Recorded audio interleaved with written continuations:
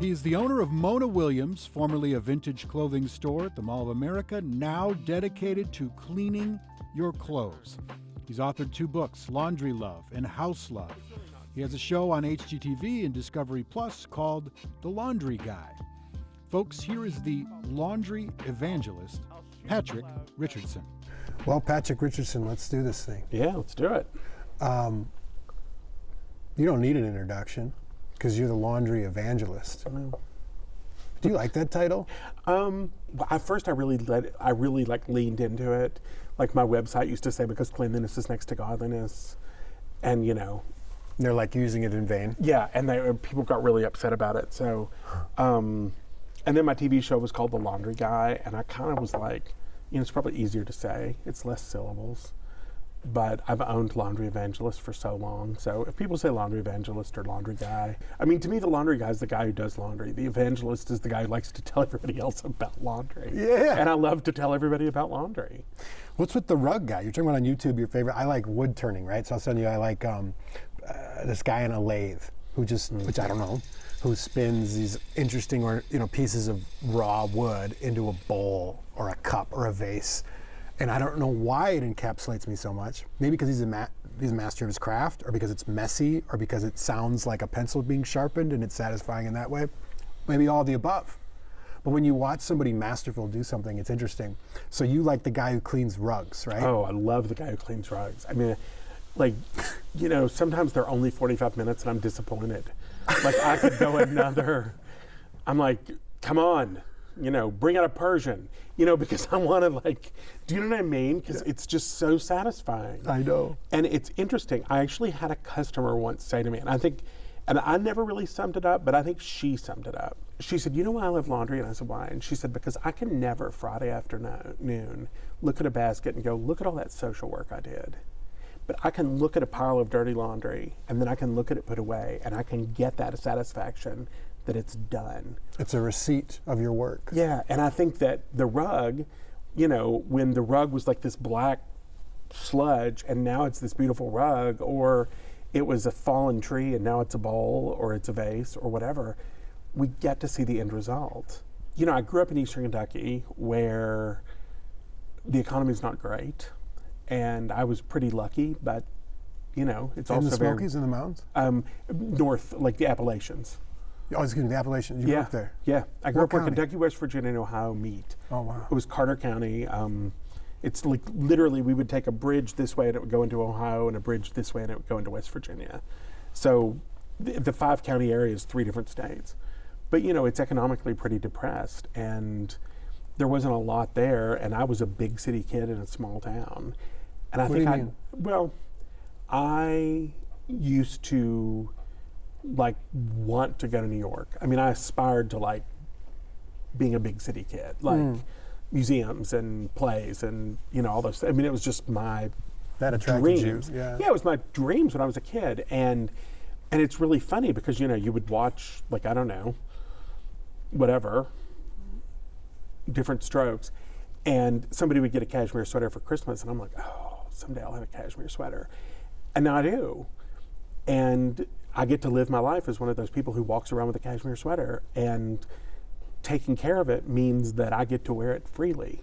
I'm not afraid of it. And I think that's one of the most freeing things that ever happened when I became the laundry guy, is that I'm not afraid to wear my clothes. And I can wear anything I want, anytime I want, fearlessly. Like if I wanted to wear my tuxedo jacket today with a concert t-shirt, I would have, because I wouldn't be afraid to toss it in the washer and be ready, when you invite me to a party. Because I imagine with your woodworking, you have a lot of black tie.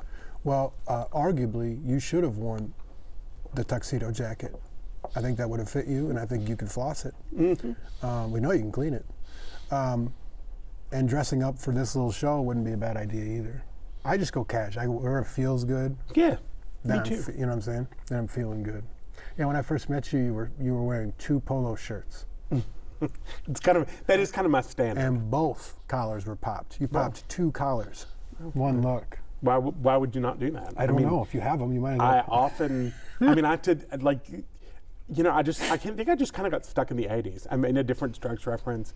Really, I think that my life, just mentally, my life is somewhere between like 82 and 86. This is what I always felt fashion was. I Yeah. don't know anything about fashion. But what I know is that if you own it, like if you're self-deprecating and you don't care, you're fearless in that regard, then it's fashionable, Yeah.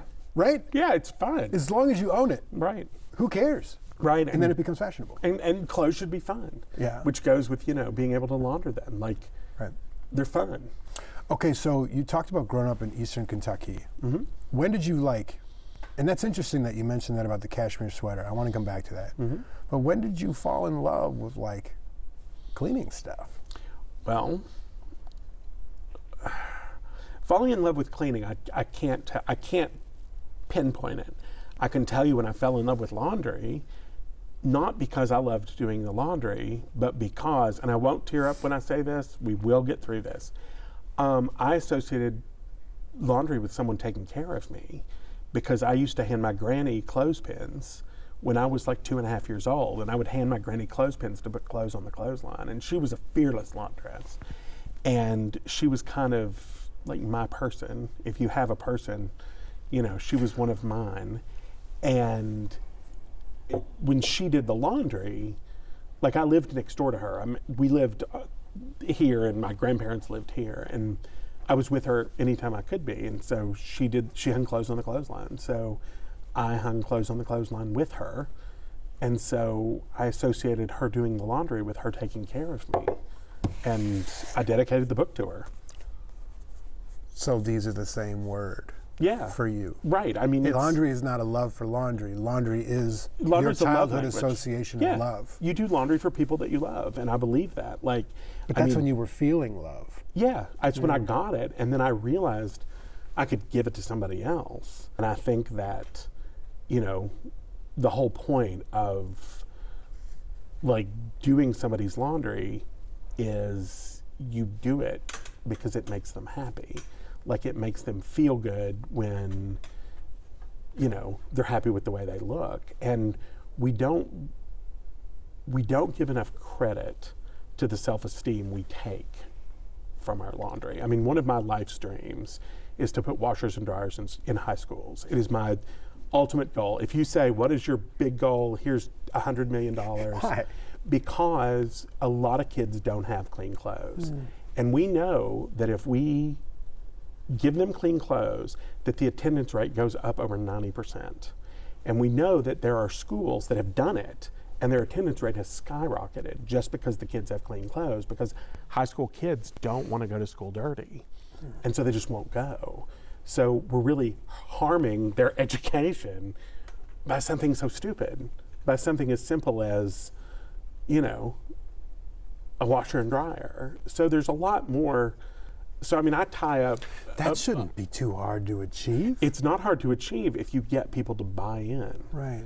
Like the trick is getting the school to believe that they need washers and dryers. Just go around. It's not on the other side, but it's funny. So, I tie a lot of my sort of self-esteem into clothes, into multiple pop collars, whatever it happens to be.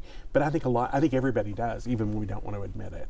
I think the person who says, "Oh, I don't really care how it looks," and they dress to not care, cares just as much as anybody else, just in their own way.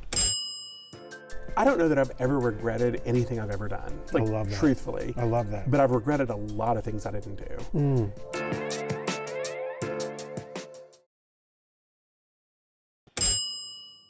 So you wrote a book. Your name's on it. There Yeah, I it know, is. right there on the front. And what's interesting? It is true that my name is on the front. I mean, and that's fair. But your name is in it. You don't have to point this out. I'm going to point it out because right there it is. You know on that she was joking. page Jessica 183. was joking on the Saturday morning show. I don't hold you accountable to not writing the foreword. Well, I understand. No one actually got to write a forward, which is true. But your name is there because you were the very first person to interview me. That's sweet of you. And I actually, to this day, when people ask me, they're like, okay. And I've been really lucky. Like, I will admit freely, I don't believe, that good luck is from a lot of work. I believe a lot of work goes into it, but I also believe that you can be really lucky. And I've been really lucky. Part of it. I've been interviewed by a lot of different people. And when people are like, okay, pick 5 or pick 3 of your 3 best interviews, our interview is always in that list. Oh man, thank you. It's true, always true. Well, because you enjoyed the process. Yeah. Like you enjoyed the thing, and you were, I don't think laundry's your thing, but you were curious about it and it was fun. Well, what's interesting is I enjoy your process. Yeah. And you are fearless. And you are kind.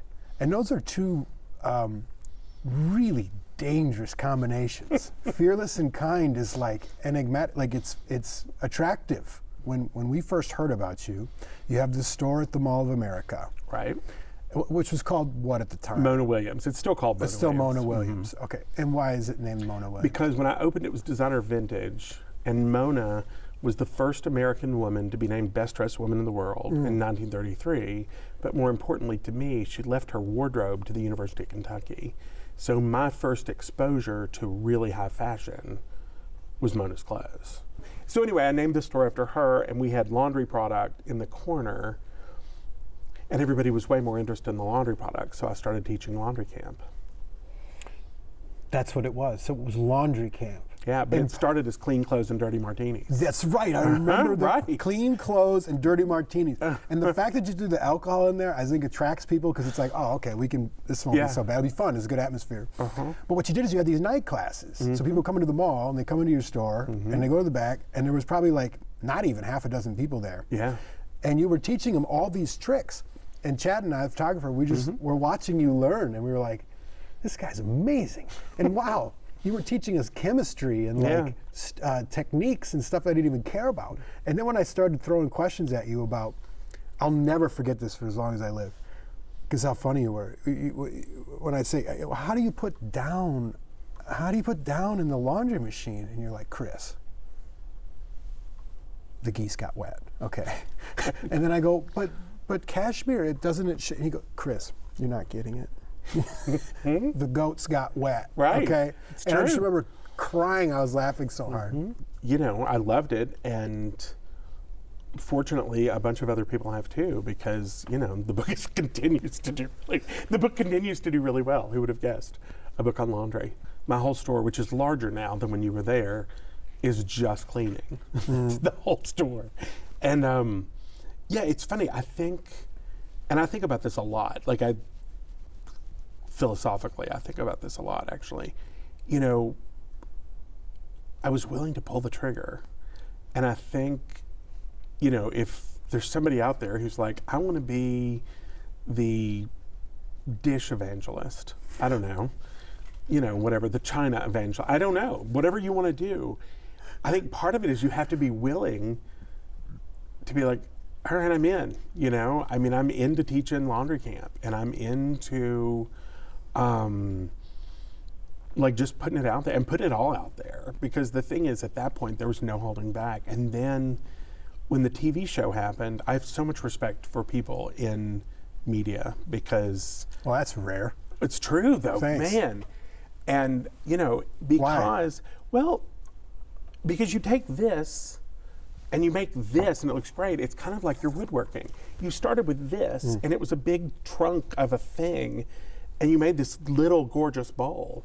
We filmed for hours, and it ended up being this gorgeous little segment, that's just perfect. And so media people, I didn't realize when I started the TV show, I had no idea how much work, we were going to spend days, we spent 4 days and we got one 30-minute show. But it's great, because the lesson it taught me is you can always make a mistake, because you can just do it again. Before you even opened the store, there had to be a point of no return for you. Like, where was your fear at before that, and how did you know you wanted to open a store, let alone in the Mall of America? Well, I had worked for big companies, you know what I mean? What'd you do? You were a buyer? I managed and bought designer apparel at different times.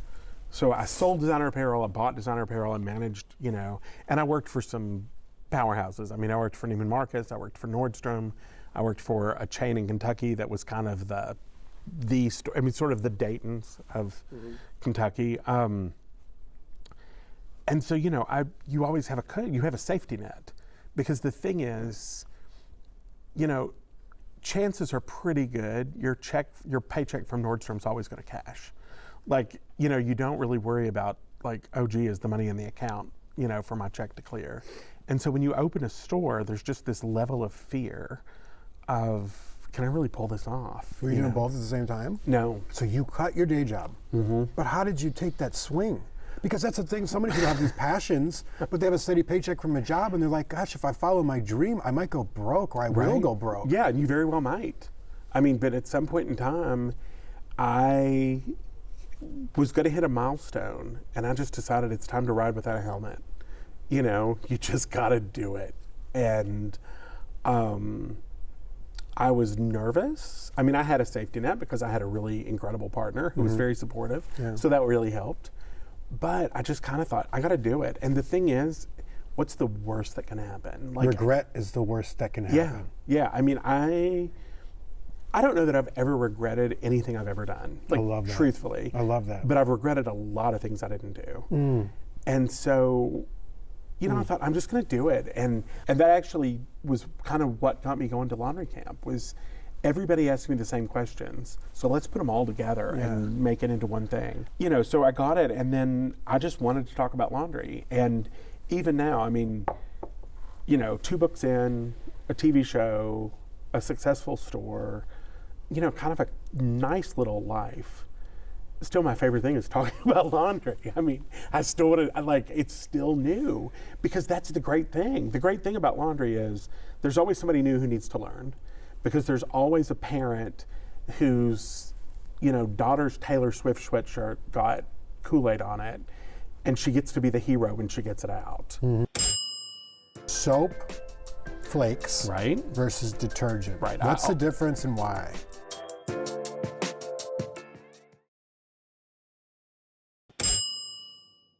You put cashmere in a dryer? I do to freshen it up. I don't to dry it. Could you ruin it that way? You could. So that's a Well- fine line there. Yeah, well, you know.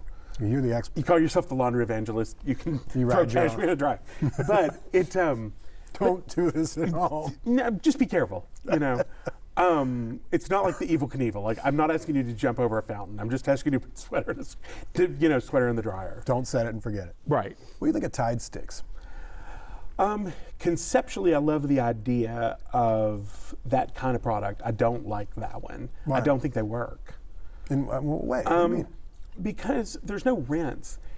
You can't, I will never believe that, you know, I have a spot right here and I add something to the spot and the spot disappears. That doesn't make any sense to me. If I had a towel and I put a towel inside the shirt and then treated from the front and then blotted it out, I just don't know how you can add to subtract. It doesn't work. It's not removal. Right. It might be invisible, but not removal. Yeah, so I'd rather just blot it out with, you know. If you can, refresh me on some of these tips. Yeah. Soap, flakes, Right. versus detergent. Right. What's the difference and why? So soap is an acid and a base, let's say lard and lye, mixed together to make soap. Detergent is several different ingredients that are all cleaning ingredients, but they're mixed together. The reason I prefer soap is it has this chemical reaction that basically creates something like a salt, so it attracts water, so it works a little better. The reason I prefer it is it rinses cleaner. We can make a really clean rinsing detergent. So if you have a really clean rinsing detergent, fine. But as a general rule, you can't make a soap that doesn't rinse. Why does detergent exist? It's so much cheaper to make. It's just cheaper. It's so much. I mean, It's by the batch. yeah, it's radically cheaper. I mean, it's it's kind of the difference between like a burger and a filet. I mean, the price difference is pretty significant. It's a fantastic analogy. Do you make your own soap? I have it made from my store. There are people who do. How many ingredients are in your soap? 3. There's 3 ingredients in Yes. your soap flakes. Cold pressed peeled seed sunflower oil, food grade lye, and organic cold pressed coconut oil. Oh, geez. So all the ingredients in my soap for my store are food grade. So I could eat your soap, You absolutely could. but I won't. No, I wouldn't. But I It's could not- cook with it. I could drop it on a skillet You and could do maybe whatever you needed fry to up do. that fillet. So how does it make the clothing fresher or softer? unless it doesn't leave anything on, it doesn't coat it, right? That's what it does, but that's the magic. Okay. Detergent usually leaves a residue. Oh, it leaves a residue. Correct. And soap doesn't. It rinses cleaner. You said it binds the water and see ya. Right. So in the case of the cashmere sweater, you know, the whole reason we want, I mean, it's the perfect day to talk about a cashmere sweater, but the reason we love a cashmere sweater is because it's so lofty and soft, or a flannel shirt, or a towel. You know, we want that fluffy, soft texture. So if there's nothing left behind, it rinses completely clean, you're feeling the natural texture. When you start coating it with extra detergent or fabric softeners or dryer sheets or whatever, you know, you're taking away the texture that you bought. You know, going back to falling in love with your cashmere sweater, you love it because it's cashmere, so why coat it and take away what you love? It's kind of like making your wood bowl and then spray painting it. Yeah. You went through all the work to show the gorgeous grain, Yeah. why cover it up? I asked my mom and my wife to give me questions. All right. Here's what Mama Duke says. I stopped using fabric softener a long time ago. Was that a good decision? Yes. Why? Because fabric softener, in the book, I give you 7 reasons that I hate fabric softener and dryer sheets more than I hate squirrels and mosquitoes. Fabric softener coats fabric. That's how it works. The way that it actually works is it coats the fabric and it leaves a texture that is described as velvety. And so the problem with coating the fabric is it takes away the breathability of fabric. So in the summer you wear linen because it's cool. If you put fabric softener on it, you might as well wear the plastic bag you brought it home in because it's not going to breathe. Takes away the absorbency. The very first time you use fabric softener on towels, you reduce their absorbency by 80%. That is 80, because you coat them. It takes away, it makes it harder to remove stains. Like you and I are both drinking coffee. Neither one of us use fabric softener. If we spill coffee, we can just toss it in the washer and it'll wash out. If we had fabric softener or dryer sheets, we'd have to scrub it out because it actually goes under the coating. So you have to get the coating off to get the stain out. Oh, it like stains the softener. Well, it actually goes under. It would be like if we lacquered your bowl, but there was a crack in the lacquer and we filled it with black dye and the dye ran under the lacquer. We'd have to sand off the lacquer wow. to get to the dye. That's what Interesting. happens. And then, you know, then on top of that, depending on the kind that you use, there's all these sort of health and environmental things about them. You know, like, okay, so. They're no good. And dryer sheets? Same story. It's the same. Scent beads, fabric softener, and dryer sheets are all basically the same product. It's just how they're delivered. So what's the trick though? Why are people so convinced? Because they don't know the science behind it, or? Well, they don't know the science behind it, but the big reason people use them is because they use too much detergent. The number one mistake everyone makes with laundry is using too much detergent. So what happens is you use too much detergent, and this is why you liked soap flakes. Because you think more detergent means more clean. Right. And the truth is the opposite. The reason you like the soap flakes is there was no detergent left, so your clothes are never crunchy.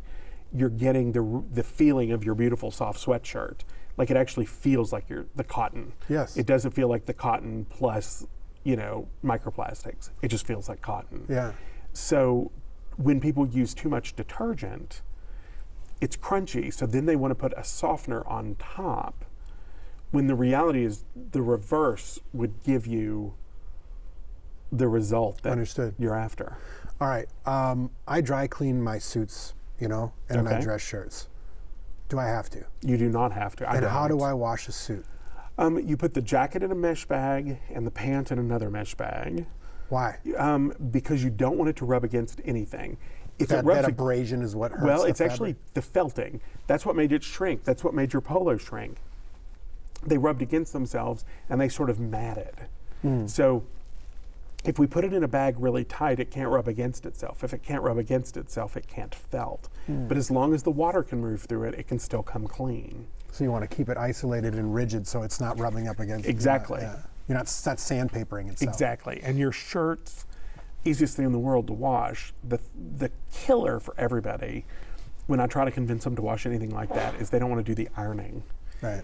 And if you want to be successful at ironing, you use a lot of water. So you keep a spray bottle next to you, and as you iron, you mist, because you build this steam up. If you ever go into a dry cleaner, you'll see their irons and all their presses will have this Yeah. sound. That's all the steam coming out. If you can't create that much steam at home, you don't get the same result. Why is steam so important? You're not just heating it up. You're like, what does hot water do to fabric? It's actually causing the fabric to relax. So when the fabric, basically, the hot water is causing the fabric to relax, and the heat from the iron is putting it in place. You're cooking the pasta. Exactly. That's exactly it. You're cooking the pasta. So put it in a bag, and then do I dry? You don't want to dry it. No, right? you just want to hang it up and let it dry. But then it's wrinkled as snot. Well, but that's when Steam. our friend steam comes. And can I iron a suit jacket? Oh yeah, absolutely. Jacket? Do it all the time. And can I burn it? You could. I have to iron over like a towel or something? You could use a handkerchief if you were worried. The wool is going to be much more durable than you think. Yeah. The thing you need to worry about most is most suits now have a little bit of lycra in them, so they have a little bit of polyester, and if you get that too hot, it will melt. What's your issue with dry cleaning? I don't like the chemicals of it, and it coats. It doesn't rinse. My obsession in life, I've just realized, is rinse. I want everything to be rinsed. That's just, that's it. We've narrowed it down. Bring back the ark, because I just want a good rinse. Do you ever think of how proud your grandma is, or would be? We're going to be careful on this one, because I will not cry on camera.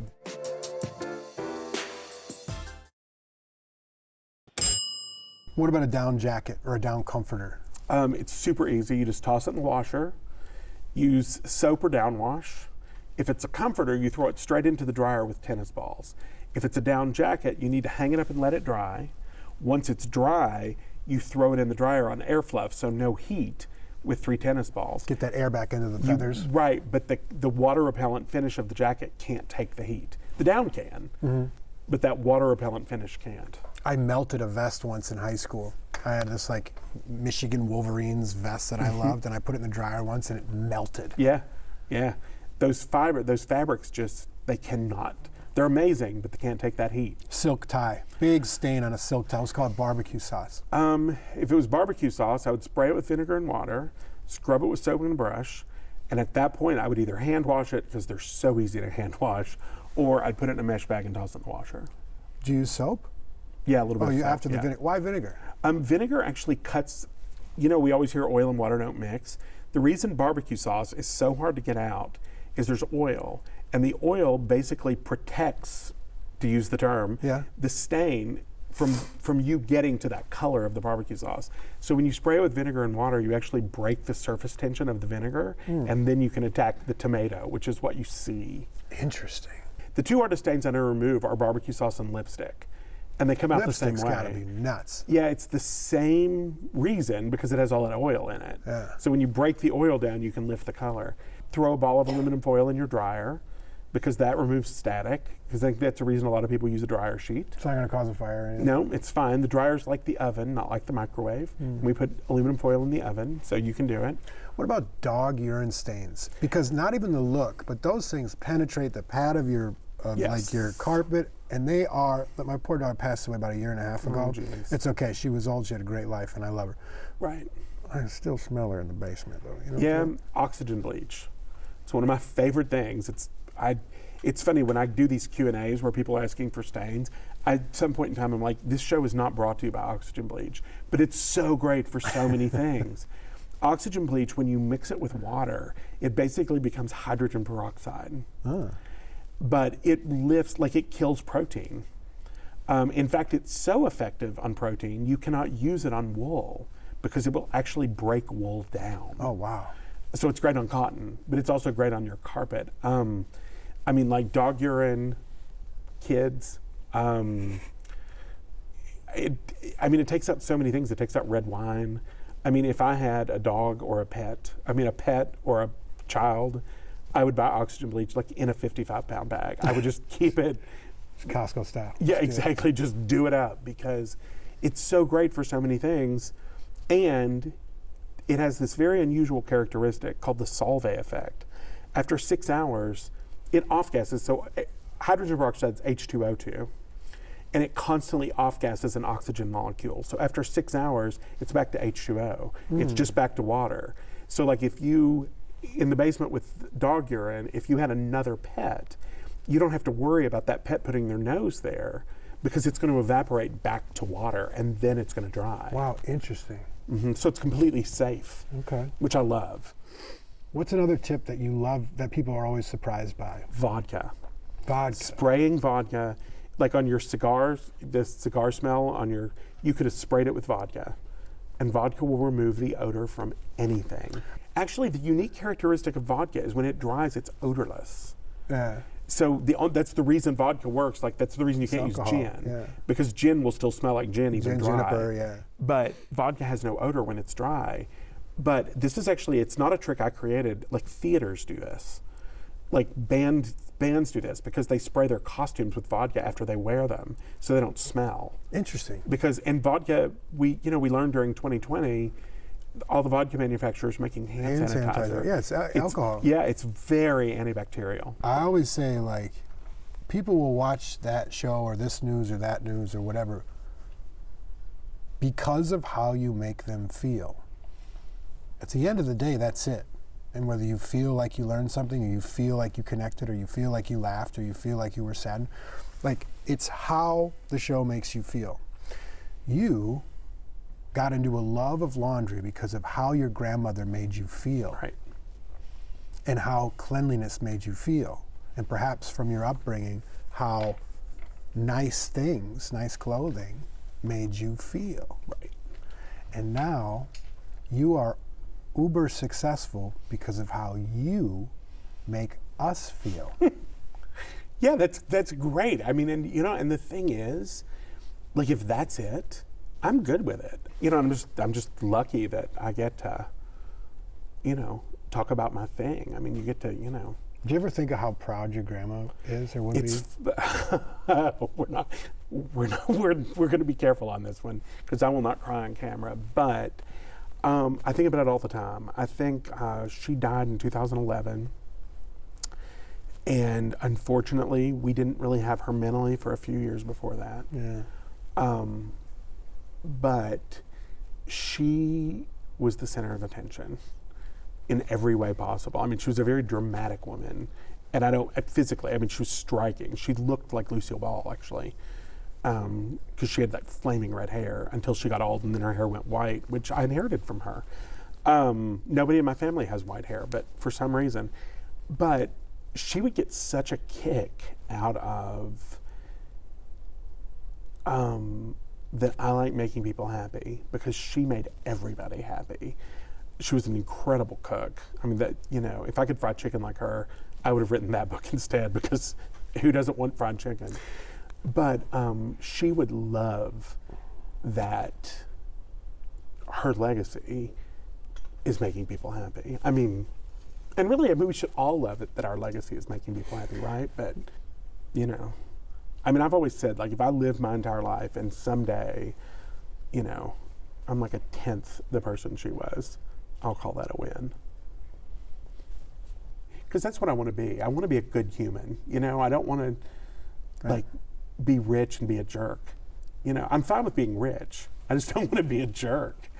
You know what I mean? I get it. Like, I'm great with owning some Warhol paintings. I'll let you come see them. That's the difference, That's the difference between being a jerk or not. Yeah, I think that's my next target is just to, like, jump. And wherever I land is wherever I land. I can't think of many things in my household that I loathe more. I can't think of anything I loathe more than folding and putting away laundry. And I don't really know why, but I loathe it. I really don't like it. Okay. How can I change that mindset to, like, appreciate that and like just I discipline my way through it? So let's go through everything you just said. I do it to please my wife, and I really hate it. First of all, you love your wife. Of course. So it makes her happy. Truth. So you should start to just kind of enjoy it because it makes her happy. But the other part of it is, where do you do it? Yeah, usually like on my bedroom floor. I probably just dump all the stuff from the bedroom floor. And do you do woodworking on the floor? No. Do you do it on a table because it's comfortable? Yeah. Okay, so maybe do the laundry where it's comfortable. But the other thing, so the big thing with like anything is shifting your mindset, right? Sure. So laundry is like decorating the Christmas tree. So every time you start to do the shirt, you can think about, I wore this when I interviewed Patrick. I wore this when I went to whatever. My wife bought this for me for Christmas. Whatever. So appreciate your stuff because Like meditate through it. yeah, it's kind of the mindfulness of it. Like enjoy, you know, you can think about the item. Like you can think, I wore this shirt when, you know, I got my first Emmy. This is what I wore to accept it. Or this is, you know, whatever that happens to be. And enjoy those items. Because I think a big thing is we try to rush through everything and we don't really have the gratitude for what we are literally doing. I mean, Interesting. in a lot of the world, people would almost murder for the solution was so easy, I had to take it out of the dryer and fold it. Yeah. And so if you just change your mind that laundry's fun, go into it thinking this is going to be fun and it's going to be fun. I Maybe promise. you're right. I promise. Maybe you're right. I mean, I literally call myself the laundry evangelist. I should listen to you. I should. I'm sorry. Amen. Amen, baby. Patrick, thanks, man. Thank you so much. Yeah, I really, really appreciate you. I loved coming. This is, you know, we should figure out a way that we can do it again. You know, sometime we're going to talk about the second book. Oh, yeah, I didn't even get to the second book. I'm watching your TV show. But we'll do it another time. Yeah.